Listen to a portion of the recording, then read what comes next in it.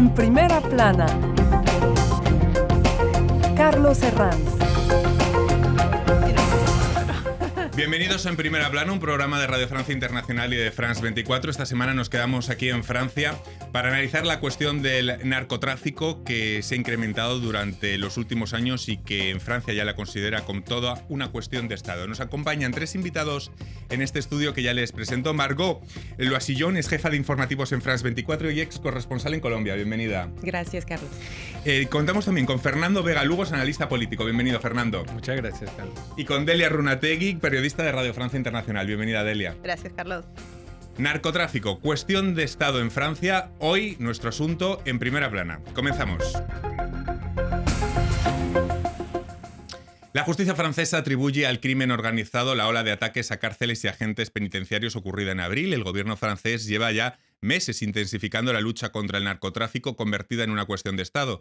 Dicen las autoridades que comparar Marsella con México es exagerado, pero hay paralelismos inquietantes. Desde el estallido de la pandemia se han multiplicado actos de tortura, asesinatos por encargo e incluso personas quemadas vivas. Los que participan en este tipo de actos se inspiran en lo que pasa muchas veces en Sudamérica y usan nombres de cárteles en sus propias redes encriptadas. El problema es que muchos de estos procesos comienzan en las cárceles. Las autoridades han prometido un nuevo arsenal jurídico que comenzará a tratar a estas bandas como organizaciones mafiosas, con tribunales y 2 cárceles especiales para agrupar y aislar a los reclusos más tóxicos. Un desafío que puede ser clave en el futuro político del país y por tanto en la sucesión de Macron. Repasemos lo que dice la prensa. Cuguega Internacional, narcotráfico, cómo Europa replica. Dice la publicación que este combate está mostrando los límites de las policías europeas. La Provence, diario regional de Marsella, dedica esta otra portada a los 47 asesinatos que dejó la guerra contra la droga en 2023. Revista L'Obs, cocaína, la Francia de los narcos. Habla el semanario de una infiltración mafiosa. Bueno, parece que el punto de partida para que explica esta expansión del narcotráfico en Francia hay que situarlo en la pandemia en 2020. Margot, ¿cómo en tan pocos años, en apenas un lustro, este asunto ha pasado a tener esta dimensión de cuestión de Estado en Francia? Bueno, yo primero que todo quisiera recordar que algunos actores que combaten el narcotráfico recuerdan que hace varios años que sacan la alarma sobre el tema. Lo que pasa es que Francia también, justo antes de la pandemia, tenía otros problemas también como el terrorismo y que muchos medios fueron puestos para combatir el terrorismo. Hay que recordar los atentados fuertes que conoció Francia y entonces eso fue una falta para combatir el narcotráfico en este momento. Luego llega la pandemia y la pandemia trae un nuevo reto para las autoridades es que los narcotraficantes encuentran nuevos medios para contornar la situación y digamos que empiezan a utilizar medios tecnológicos muy avanzados, para alcanzar a los consumidores nuevas como las aplicaciones, las mensajerías, también todo lo que es criptomonedas, o sea, digamos que empiezan a desarrollar nuevos paradigmas para seguir su negocio a pesar de las restricciones de la pandemia y entonces cogen mucho avance frente a las autoridades en esta temporada. Lo que se llama la uberización de la droga. Exactamente, ¿no? Pero recordemos también que muchos años anteriormente a esto también pudieron avanzar más tranquilamente, porque el Estado está más enfocado en la amenaza terrorista que en la amenaza del narcotráfico. Y hoy en día vemos que ponemos los dos al mismo nivel. O sea, en el discurso político se habla tanto de terrorismo como de narcotráfico, de una amenaza casi al mismo nivel. Se empieza a hacer a partir de ahora. Luego vamos a explorar estas claves que nos comentaba Margot. 2024 fue un año récord en incautaciones, con casi 54 toneladas, un 130% de aumento, lo que muestra un incremento exponencial de la demanda. Fernando, ¿a qué se debe esta explosión de las cifras de consumo? Bueno, en efecto, Francia es hoy en día el primer consumidor de cannabis en la Unión Europea. Sin duda alguna, cuando se habla, o uno de los elementos que encuentro más problemáticos es que cuando se habla de las drogas o del problema de las drogas, se habla simplemente de un problema o del desafío de seguridad, que en efecto existe y que en efecto es dramático, pero se deja de lado la salud pública, ¿no? Y el enfoque sobre todo de lo que tiene que ver con la salud mental. Entonces, si nosotros queremos hablar hoy de cómo crece tanto la oferta trata como la demanda de drogas, pues tenemos que ver cómo también elementos como la pandemia, pero no solamente, han desencadenado también factores en la sociedad que hacen que cada vez haya más y más personas propensas no solamente ya al consumo recreativo, sino también que tengan factores adictivos que quizás son mucho más graves que lo que podíamos encontrar antes. Y es que estamos en un momento donde, digamos, una sociedad particularmente propensa a la ansiedad, afectada por la ansiedad climática, afectada por la ansiedad propia de las dificultades económicas que se enfrentan en muchos sectores de la sociedad. Y todo esto son los factores que cuando hoy escuchamos las medidas para combatir el narcotráfico se dejan de lado. No hay medios para la salud mental, no hay más recursos para los hospitales públicos, no hay más recursos para las asociaciones que trabajan con las uñas acompañando personas adictas, y es allí donde creo que están los mayores desafíos que hoy encuentra la sociedad. Delia, el consumo récord va acompañado de consecuencias como brotes de violencia en la ruralidad, en zonas que antes eran símbolo de tranquilidad en Francia. No sé si estos son algunas características junto a la uberización del nuevo paradigma. Por ejemplo, hay brotes de violencia en zonas rurales en Francia. Eso está ligado porque el consumo de drogas, sobre todo la cocaína, también se extiende en las pequeñas comunidades de 100, 200 personas, por el tema de la uberización. ¿Qué significa esto? Que una persona que consume drogas puede hacer un pedido a través de las redes sociales y esta droga va a ser librada en su domicilio o en un punto cercano a su casa. Crea mucha facilidad. Entonces, los narcotraficantes ahora también se están instalando en pequeñas comunidades, lo que hace que la policía haga redadas e incautaciones en estos poblados que antes estaban totalmente, no conocían este tipo de violencia. Entonces, la violencia se está importando en las campañas y todo eso, sobre todo en la campaña de Francia. Uberización, violencia en lugares rurales. Y también ultraviolencia, torturas, personas quemadas, mutiladas.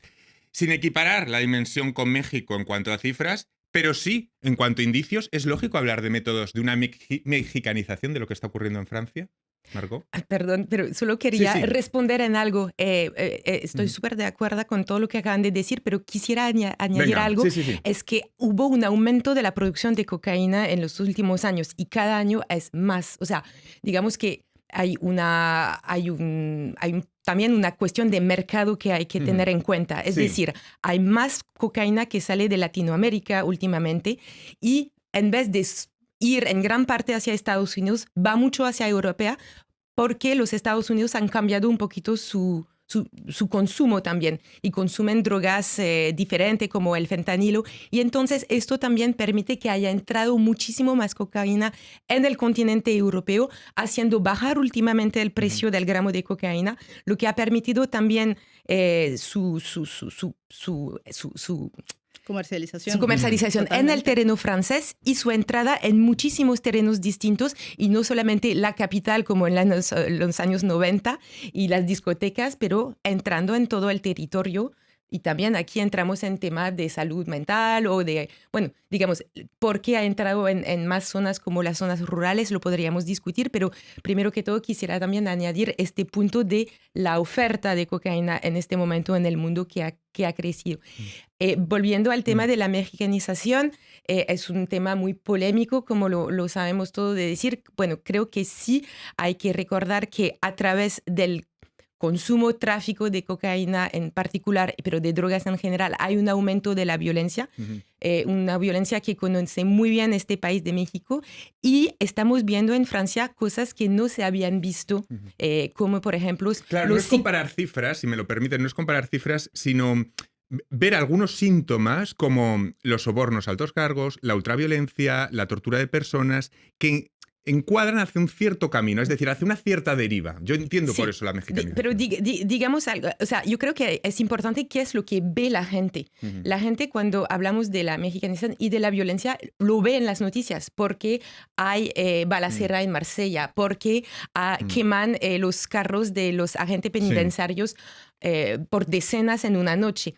Y entonces esto es nuevo en Francia, digamos. O sea, los sicarios de 14 años... O sea, yo en mi infancia no escuché hablar de eso. Desde luego hay un cambio de paradigma, eso está claro. A esto reacciona la Asamblea Nacional Francesa aprobando una ley para reforzar la lucha contra el narcotráfico, que incluye un nuevo régimen penitenciario inspirado en las leyes antimafias italianas. Incluye la creación de una fiscalía especial desde enero de 2026. ¿Esto es importante, Fernando? Yo creo que hay aspectos interesantes que tienen que ver con cómo realmente, y es algo que tú decías hace un momento, tiene que ver con cómo realmente se le presta atención al problema y cómo realmente la justicia tiene unidades realmente especializadas para atender este problema. Ahora bien, ¿cuál es el costo que la sociedad francesa en su conjunto está dispuesta a pagar por eso? Y no hablo simplemente de un costo económico, sino hablo también de un costo en términos de libertades y derechos. Y dotación económica que hay que darle, ¿no? Para que funcione. Efectivamente, pero para mí ese es el segundo punto. Sí, para mí lo primero tiene que ver con realmente hasta qué punto es necesario o es aceptable, si se quiere moralmente, sacrificar derechos y libertades del conjunto de la sociedad por combatir el narcotráfico. Y todas estas medidas que buscan reducir garantías procesales, que buscan crear esta figura o incorporar esta figura de los jueces incógnitos, se ha aprobado en muchos otros países del mundo, terminan siendo totalmente liberticidas. E incorporar eso para luchar contra el narcotráfico no estoy seguro que sea un punto o que sea realmente una herramienta eficaz y válida para combatir este flagelo. Y lo segundo que tiene que ver también con la eficacia de eso, y es de qué manera la represión y todo el presupuesto y todo lo que cuesta la represión realmente es un medio eficaz para combatir el tema del narcotráfico y sobre todo, como lo decíamos hace un momento, cuando no se está combatiendo realmente la demanda de la droga. Entonces, en todo esto, uno de los problemas que hay cuando se habla del narcotráfico es que hay un enfoque totalmente enfocado en la seguridad que deja de lado el análisis sociológico del que ya hablamos y el análisis económico del que tú hablabas hace un momento. Entonces, si no hacemos un análisis sociológico y económico, las medidas securitarias y jurídicas que podamos implementar van a ser completamente insuficientes. El peaje a pagar por la ciudadanía, a lo que se refería Fernando al principio de su intervención, se refiere en concreto a que la legislación va a permitir además el uso de inteligencia algorítmica y la activación a distancia de dispositivos electrónicos para realizar escuchas sin el conocimiento de su propietario. Y es ahí donde podría entrar en colisión con libertades individuales y que Francia tendrá que hacer esa ecuación de hasta qué punto esta lucha y esa coalición contra las libertades le conviene o no. Delia. Sí, totalmente. El análisis algorítmico no está siendo aprobado porque sería inmiscuirse demasiado en lo que son los derechos públicos. Pero también es interesante ver cómo frenar el narco. Los narcos cuando entran en prisión siguen teniendo contacto con sus cómplices y mandan a asesinar encargan desde prisiones. Totalmente. Es un manejo remoto, si se puede decir. Con teléfonos, ha habido redadas por mini teléfonos del tamaño de un meñique, ¿no? Exactamente. Entonces es normal que las leyes se adapten un poco a las utilizaciones del narco para que el narco no siempre esté al avance de las nuevas tecnologías y la policía atrás.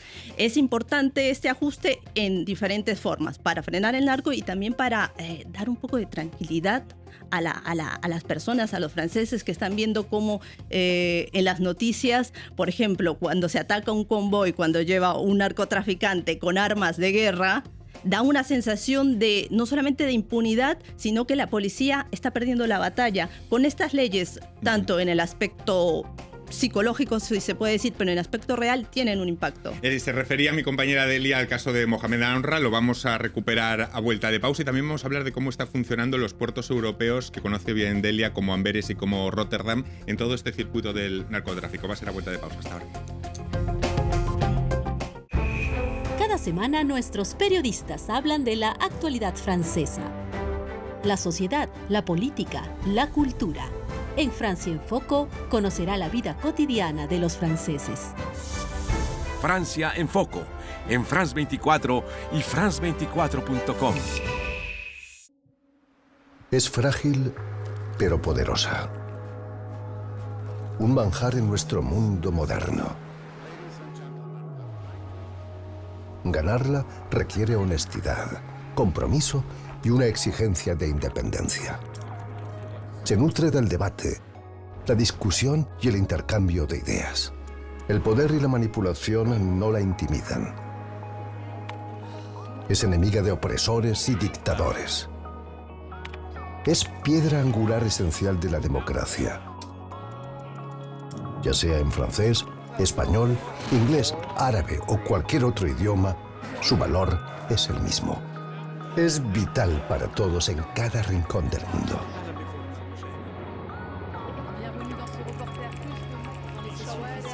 Sin ella, la libertad de pensamiento es imposible.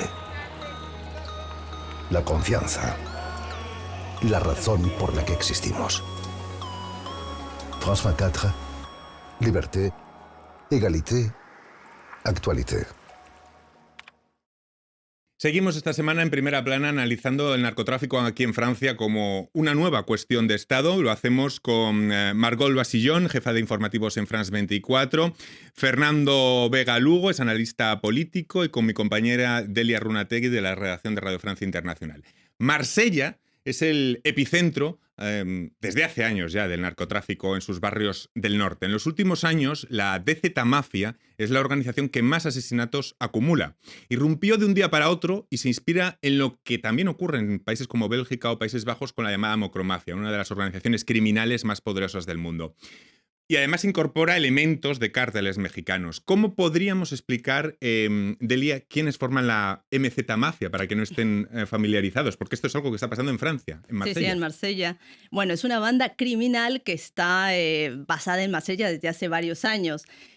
Todo comenzó cuando los dos hermanos, que eran los cabecillas de esta mafia, entraron a prisión y no pudieron seguir manejando el tema de la mafia. En ese mismo momento salió otra banda para tomar el poder, que se hacen llamar los Yoda, por el personaje de Star Wars. Y en ese momento, bueno, es una historia conocida. Estas dos bandas comenzaron a pelear por el control de los puntos de venta.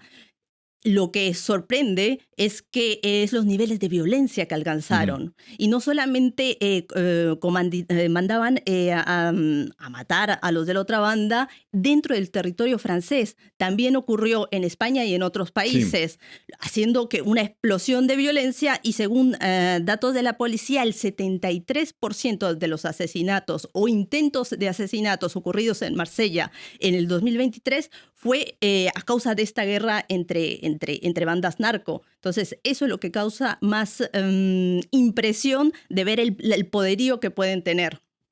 Para entender lo que pasa en Francia hay que hacer zoom en Europa, en los subpuertos atlánticos como Amberes o Rotterdam, y las rutas desde Sudamérica. Vamos a intentar explicar esto de las rutas de Sudamérica, cómo controla el narco estas rutas desde los puertos de salida, Margot, que conoce bien la zona, hasta puertos de entrada a Europa, que Delia lo conoce bien.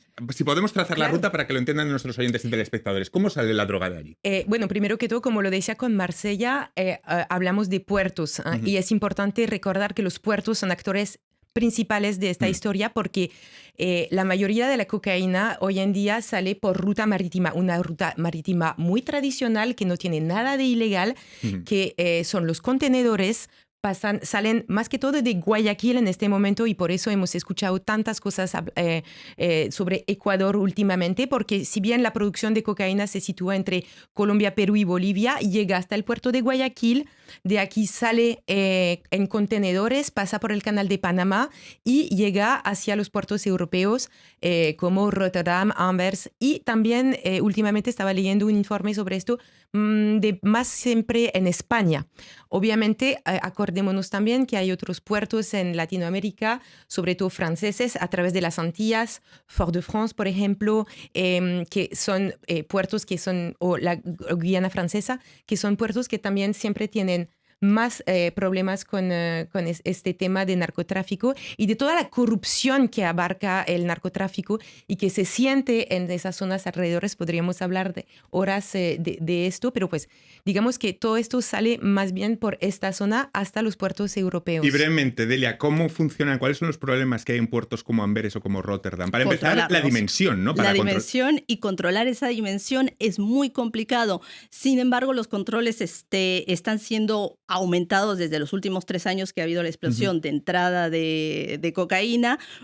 Se ha incautado en 2023 116 toneladas de cocaína en el puerto de Amberes. Eso es una cifra récord. También en lo que va del año 2025 ya se han hecho 131. La policía ha arrestado 161 personas, que es el mismo número que era para 2024. Es decir, estamos a 6 meses y ya arrestaron, ya se ha llegado a ese tope. Lo que es importante, como mencionaste, es que tanto Rotterdam como Amberes son los puertos de preferencia de entrada de la droga, en especial la cocaína, pero como los controles se han ido poniendo más severos, ahora también hay otros puertos en España que están recibiendo cargamentos de coca mucho más importantes por el tema de que el narco se diversifica. Y hablando de la diversificación y lo astuto que puede ser los narcos, ya lo hemos visto en varias ocasiones, porque saben que hay siempre más controles en los puertos. Ahora también se ha desarrollado gracias a la nueva tecnología que a veces tiene un paso adelante del Estado, que es el drop-off, es decir, que taguean los paquetes de cocaína, los lanzan en el mar, cerca de las costas, y tienen vínculos con ciertos pescadores, por ejemplo, o este tipo de gente con embarcaciones que reciben la mercancía para evitar los controles de los puertos, porque ahí van avanzando las aduanas para controlar. Entonces, la policía, el Estado siempre tiene un problema porque tienen un nivel de manejo tecnológico muy avanzado y logran el Estado siempre va por detrás, ¿no? Exactamente, van detrás de ellos porque tienen este paso en adelante, y esto significa que este problema de corrupción que va alrededor de la narcotráfico que siempre alcanza más y más gente. Así funcionan las nuevas drogas, las nuevas rutas de la droga en Europa, y todo esto tiene una dimensión política. Fernando, ¿será un tema de campaña a un año de las municipales y a 2 de las presidenciales, un tema del que parece está haciendo bandera el actual ministro del Interior, elegido líder de los republicanos hace unos días, Bruno Retailleau? Bueno, en efecto, ya lo está haciendo. Hay sin duda alguna un sector de la política en Francia y en todo el mundo que utiliza los problemas de seguridad o los problemas que se presentan como problemas de seguridad para intentar construir y acumular un capital político. Sin embargo, todas estas medidas o todas estas iniciativas se enmarcan dentro de una tendencia de lo que se conoce como populismo y concretamente el populismo punitivo, que tenemos un problema de seguridad bastante complejo y ofrecemos o proponemos una solución de apariencia fácil. Digamos que uno ve las medidas, lo que ha propuesto Bruno Retailleau, lo que propuso en su momento Gerald Darmanin, el entonces ministro del Interior, es muy similar, por ejemplo, a lo que se está haciendo hoy en El Salvador. Y lo que se comprueba, por ejemplo, que ahora lo mencionabas, el caso de Mohamed Anra, que se pone como el caso icónico que hubiésemos podido evitar, la verdad es que no. Porque el Estado, como tú lo decías, está tan atrás en este momento de comprender la verdadera dimensión de lo que está pasando, que cuando Mohamed Anra estaba preso, antes de que se fugara, ni siquiera se sabía que realmente el lugar que él ocupaba dentro de la estructura narco. Entonces, con todas las medidas que se han aprobado, ni siquiera se hubiese podido evitar porque no hubiese estado dentro de los criminales más buscados, considerados más peligrosos. Así que todas estas medidas tienen sin duda alguna un interés de generar una sensación de que se está trabajando, de que se están dando resultados, pero que, como lo decíamos, amenazan las libertades. Hay muchas de esas políticas que se han implementado en otras partes. Hablábamos hace un rato de los jueces sin rostro que se implementaron, por ejemplo, en Perú, en Colombia, y que se dejaron de implementar porque fueron utilizados en su momento, por ejemplo, por el régimen de Fujimori para perseguir opositores políticos. Acá muchas de las medidas que se implementaron para luchar contra el terrorismo después se extendieron también para hablar, por ejemplo, del ecoterrorismo. Entonces, todo esto que hoy se implementa ante la deriva autoritaria que se ve en muchos países europeos y en todo el mundo, no sabemos realmente dónde puede terminar, y lo que hoy se presenta como eficaz para combatir al narco, no sabemos tampoco el día de mañana hacia quién se pueda dirigir. Marco. Y quisiera añadir, estoy completamente de acuerdo con todo esto, sobre todo, ¿cuál es el verdadero temor que tenemos que tener frente al narcotráfico? Es la falla de la democracia, porque estamos hablando de gente que tiene un poder económico tan grande que pueden comprar a casi todo. Hablamos de entre 3 y 6 billones de euros. Y entonces el problema es... A mí me asusta un poco que hablemos de lo que decías, de tanta represión de policía, etcétera, porque lo que está aquí, el problema es nuestra democracia, porque si podemos comprar jueces, si podemos comprar agentes penitenciarios, comprar alcaldes, hasta empresa privada. O sea, digamos que hay un verdadero temor. Quizá eso es lo que puede aprender Europa de las lecciones que pueda dar de errores y aciertos Latinoamérica. Es decir, que una vez gangrenado el Estado de Derecho es muy difícil deshacerse esos pasos. Claro, exactamente. Una vez infiltrándose, con corruptelas a jueces. Exacto. Y yo siento que estamos mirando hacia decisiones y medidas muy espectaculares para un corto plazo político, porque ya a 2 años de las Sí. elecciones presidenciales tenemos que tener cifras, tenemos que tener imágenes, y no se explica realmente qué está en juego en este caso. Ujú. Y estamos haciendo los mismos errores que todo el mundo hizo, que ya vimos que no funcionaba, Ujú. pero vamos en este Pero camino vamos directos. directo. Delia. Yo creo que también es un tema de que es un tema electoral. Oh. Es fácil demostrar fuerza haciendo nuevas leyes, con dispositivos como los que se han creado en Marsella, pero el tema de fondo realmente no se está tratando. No, solamente se está tratando de una forma seguritaria, pero no se está viendo la raíz del problema. ¿Por qué las personas en este momento están consumiendo más drogas? No solamente, como se le llamaba anteriormente, recreativas, también en el ámbito de trabajo. ¿Qué es lo que está empujando este consumo?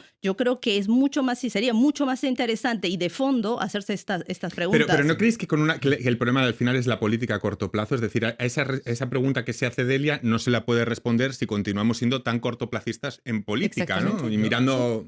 Yo creo que hay 2 factores sobre los cuales debe atenderse hablando de lo que ha pasado en Latinoamérica. Algo que tú mencionas tiene que ver con cómo el narco permea la institucionalidad, cómo el narco es capaz de sobornar policías, de sobornar jueces, de sobornar y de penetrar realmente las más altas esferas del poder, que eso es algo que hemos visto en muchos países latinoamericanos. Y que solo se combate realmente con presencia efectiva del Estado y de la institucionalidad en los sectores donde particularmente los jóvenes son más propensos al microtráfico, a la criminalidad y a todo lo que está alrededor.